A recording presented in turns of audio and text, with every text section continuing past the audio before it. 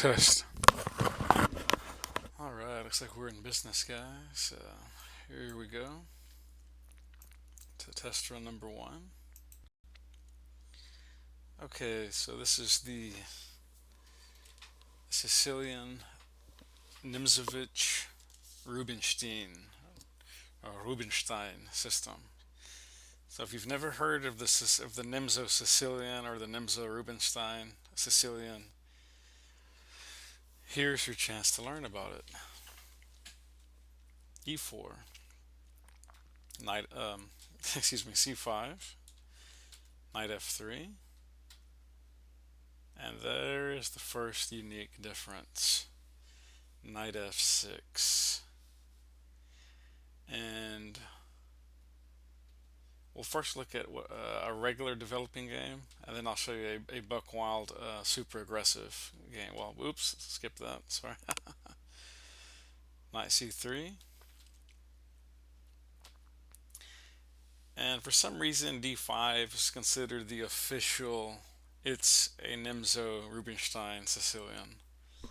I don't know how accurate that is. I haven't talked to any old grandmasters or old timers that used to know people that played it back in the day, but at least now most computers don't agree that anything prior to 3D5 is a Nimzo Sicilian.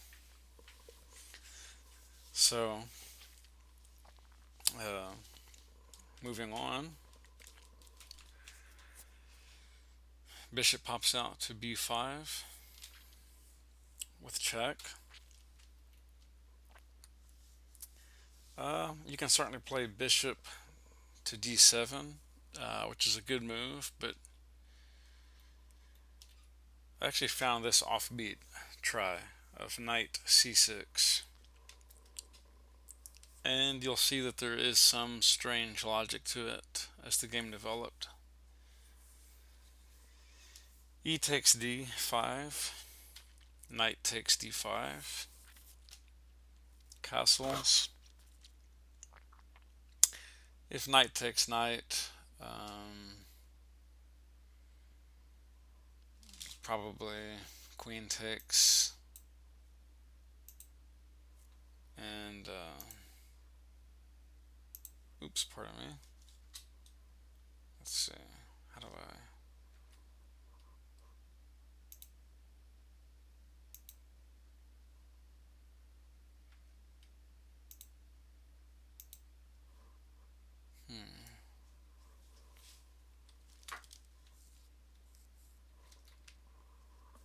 Oops, let's see.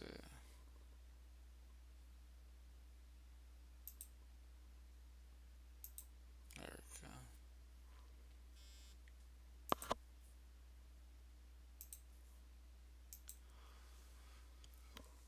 go. Okay, so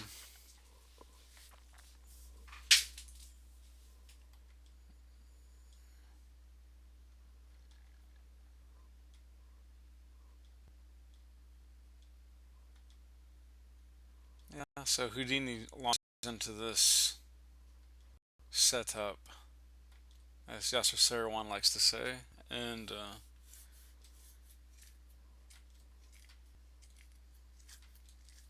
I do have much more faith on Komodo 9. I think it's pretty much kicked all of the engine's butts repeatedly, including Stockfish 6. So sorry to all you fanboys out there. Now, having said that, that does not mean the other engines are not phenomenal. They are, and you can absolutely use them to still find very creative lines. And I like to use all of them actually, just to be certain that there's not something in the position that one or the other is missing. So,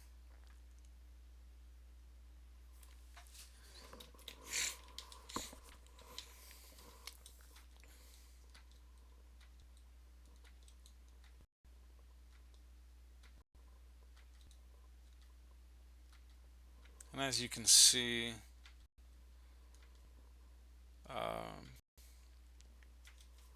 black has a certain edge here. It's giving about a point negative 31 advantage to black. So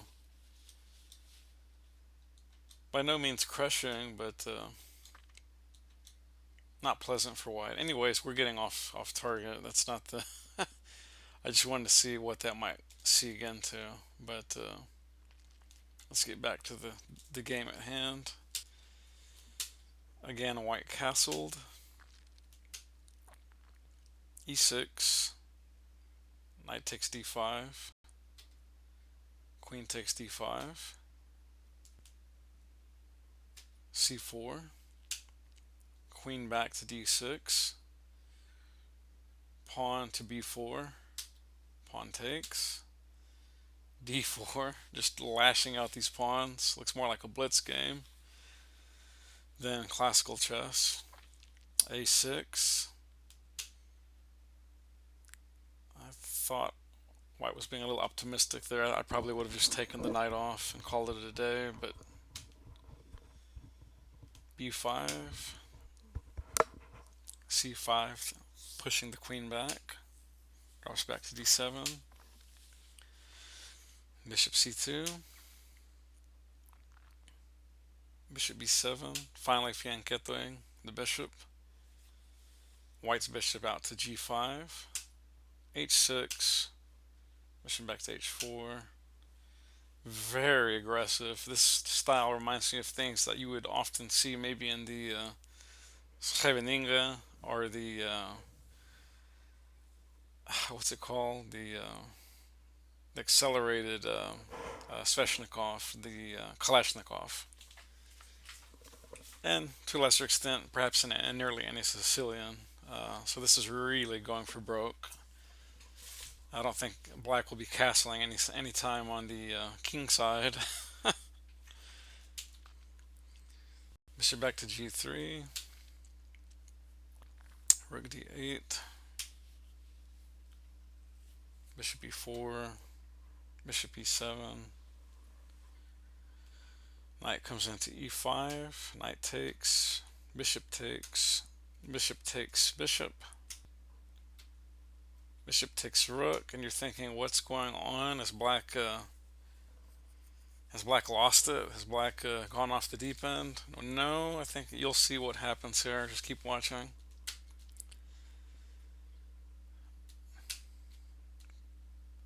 Pawn takes. Now this is absolutely magnificent, what's about to ensue. Bishop g6.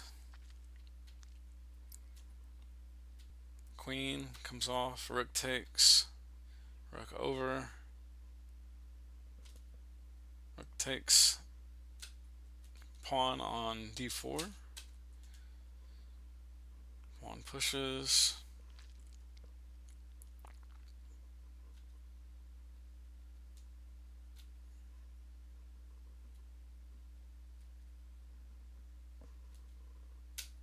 That's quite a move. Bishop c2. Rook takes pawn. Do they have the bishop wrangled yet? No, they don't. Not quite. Pawn takes. Ah, king check. Bishop c5. Bishop drops back to b3. Bishop takes on f6. Bishop drops back to d6. Rook over. Rook c6 protecting the bishop.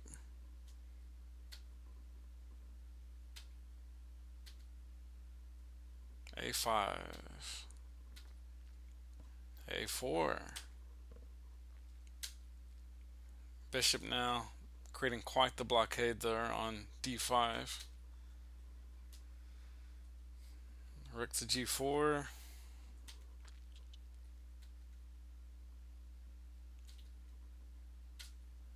Here comes the white rook on g5.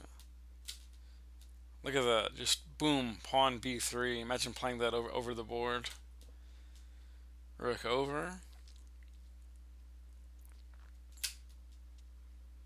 King f7. That is a classy move.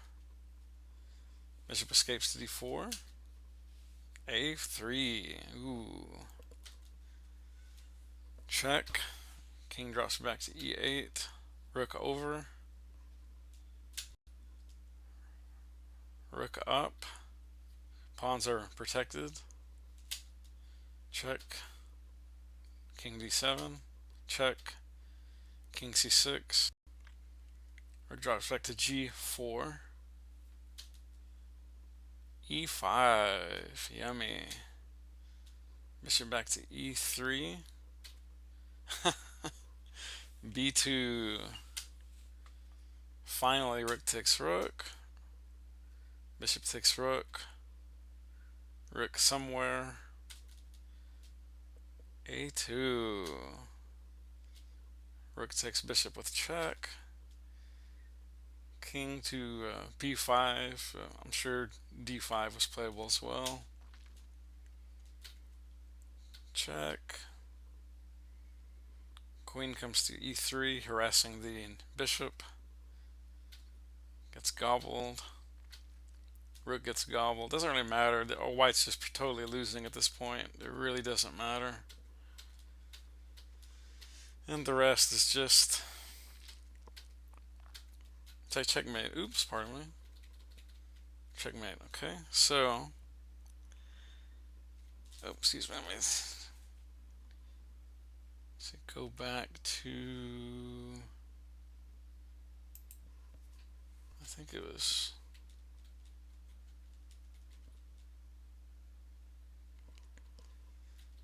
This might have been a better try, which Stockfish gave.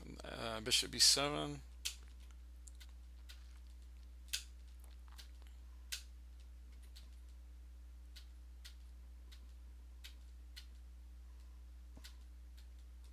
I'm just going to run through this quite quickly.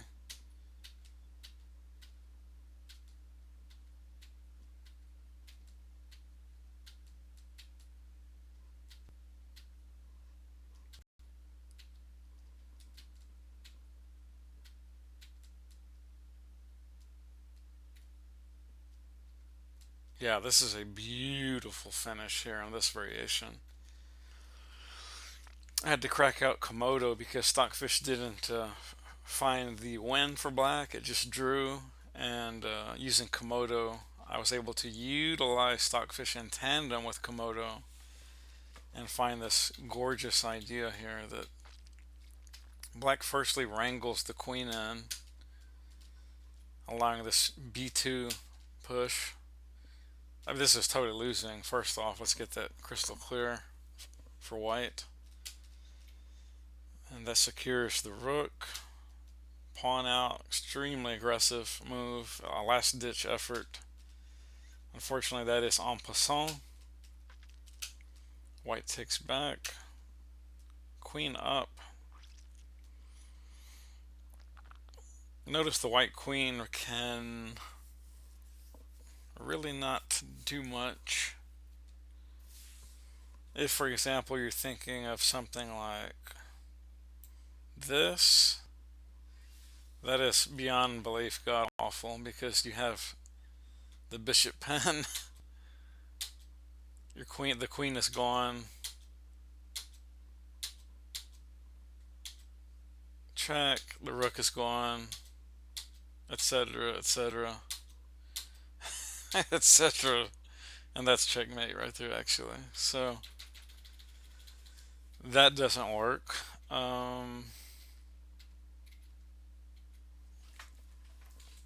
Obviously nothing is working here. So what about something wacky, like, oops, no, I can't do that. Maybe just trades, some kind of last ditch effort.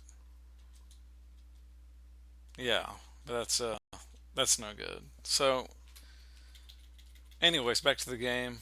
So white did this, black took. Now this was very fascinating. Rook takes c5, and well, before I found that variation. Before I do that, let's go ahead and look at what the Komodo found. It found this way of doing it. Secures, See? And you would just finish that out, you know. But I thought there was something a little more elegant and forcing in the position, so this is what I came up with. Bishop to d6. And that is bad news. That's all she wrote. A grandmaster, any grandmaster on earth would resign after seeing bishop d6. Reason being, you have that intermezzo. Boom. Bishop e5. And you're thinking, what's going on? Can't the bishop just take the bishop? No, of course not. You would have a essentially ghost pin skewer on the rook. Rook would have to take, and the pawn will queen. So bishop drops back to d2. Now the money move. Rook d5, pinning to win. Pin it to win it. King over, doesn't matter, we're taking. Taking is pretty much forced. Anything else is even more ridiculous than the move demanded in the position. And pawn queens, and you can check your pink slip. We'll just give a sample line here of the finish.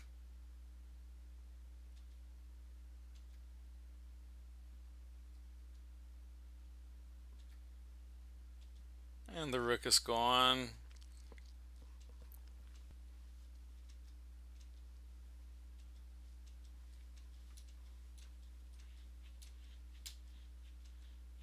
I'm sure there are other mates available, but this is just to illustrate the point. And that is checkmate. And that is checkmate in 58 moves. Let's see.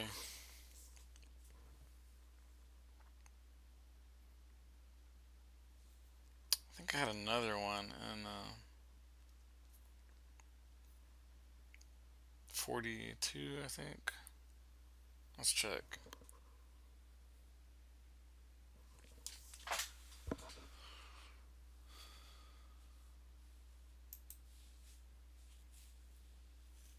Where was it? I am looking. Bear with me.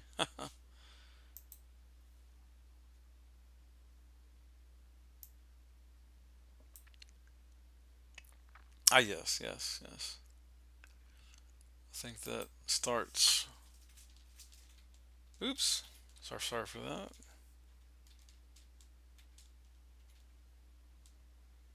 Yeah, this is the hyper aggressive line I wanted to show you guys. White has been known to play this more than a few times against this slightly eclectic Nimzo-Rubinstein Sicilian. And with the help of Houdini 4 Pro A, I found this line. And again, I've not crunched it religiously against Komodo. There may be tiny, tiny cracks in the armor that would not hold up under slightly denser analytics and computation. But nevertheless, if this is what Houdini 4 Pro A found, it's definitely no lightweight line. It's not some kind of Patzer line or some kind of blitz crap. I mean, this is still very heavy, legitimate theoretical chess that is very, very hard to refute. So, having said all that, let's continue. Pawn out to d3 looks a bit strange, but I guess the idea could be bishop e2 and castles, for example, something like that. d6, immediately putting the question to the pawn. Pawn ignores that, and the bishop shoots out to e3.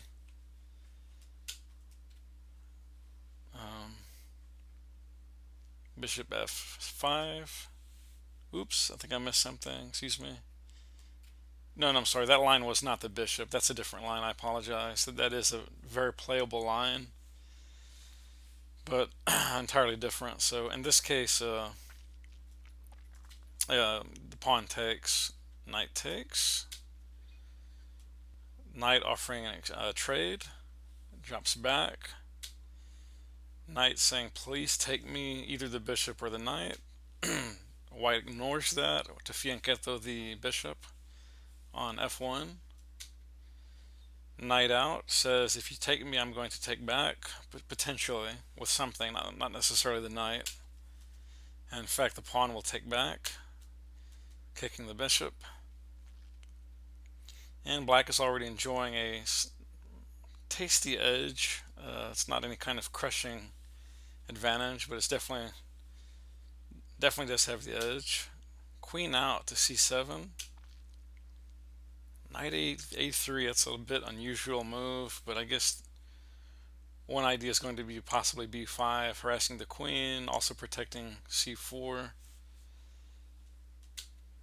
Bishop out to f5, pressuring the d3 pawn to some extent. Also maybe looking for tricks to get in on h3 at some point. Bishop to e2. Yep, and bishop goes in fact to h3. Bishop's out. That's a very classical way to play the bishops in a lot of systems, not just the Sicilian. Queen d7. Queen b3, looking kind of like a poison pawn variant. e5, strengthening the center. Castle, so that looks like a pretty buck wild move. But what else was there in the position, really? I mean, I suppose king could stay there for quite a while in truth, but at some point he would definitely be exposed to something, some kind of check or advance. a5. Starting looking very annoying. f4, getting a little bit desperate. Bishop out to b4. Trading off those bishops. Now that knight has to move somewhere. Moves to b5. Bishop back to e6. Look at that. a4 en passant. Takes.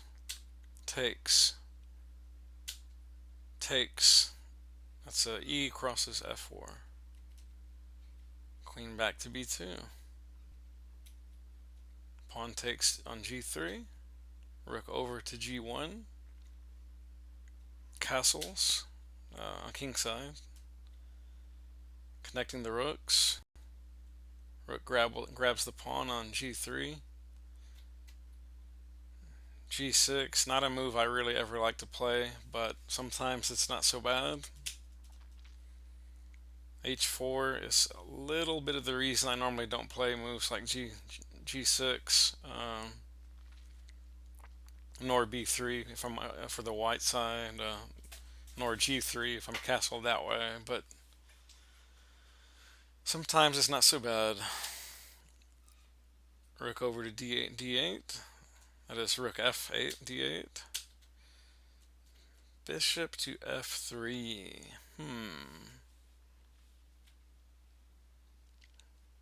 Knights come off.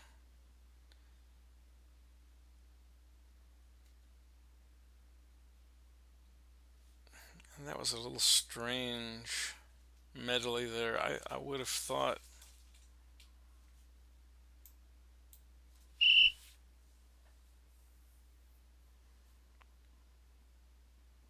I would have thought that knight to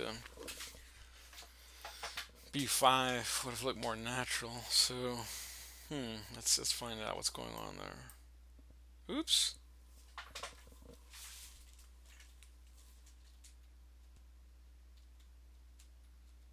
That is...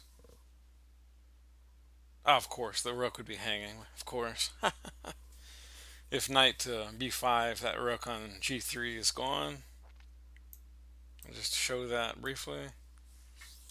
Yeah, okay, etc., etc.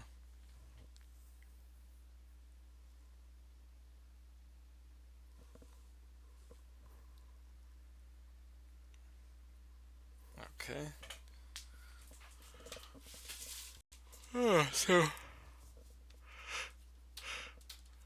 Sorry, getting late here. Rook takes on g5. Rook gobbles the knight. Bishop comes into e4. And now it's looking pretty bad for white. After this type of formation, I think white could resign. And we'll just run through these briefly.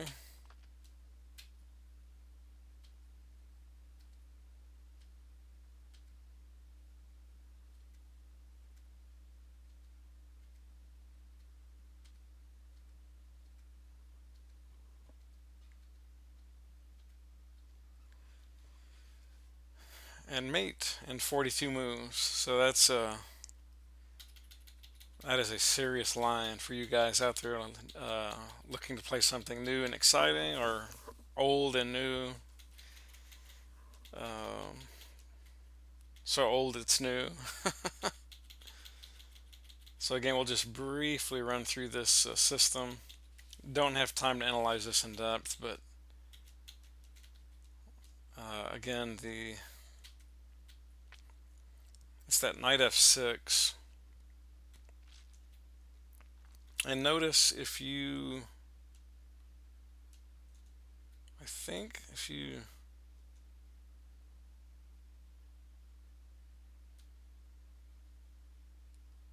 launch into this, I think it considers this a symmetrical English, I think. Instead of a Sicilian, it's just a technical minor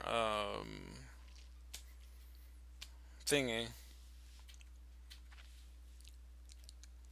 And, oops. This is a different game. We'll just run through briefly. Another approach. Oops. Yeah, this is exciting. This line was really exciting. So, reminds me a lot of a Grunfeld, the setup for black. It's a very, very reminiscent. But of course, it's not. It is a sort of a Nimzo-Sicilian come English symmetrical something or other. But this rucksack is awesome.